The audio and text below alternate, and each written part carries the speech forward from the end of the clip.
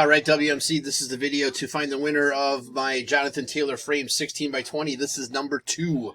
So we'll check the time, April 20th at 10:55 p.m. I'm going to go over to the Raz and Type Live, April 20th at 10:55 p.m.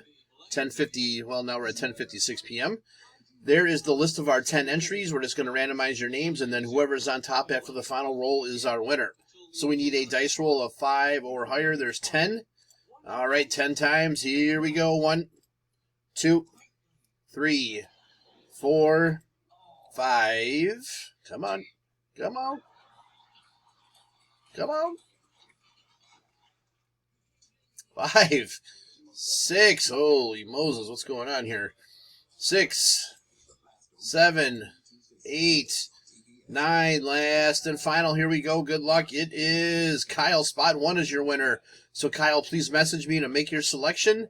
There is our verification code, our timestamp, once again, April 20th, 10:56 p.m. That's it, guys. Thanks.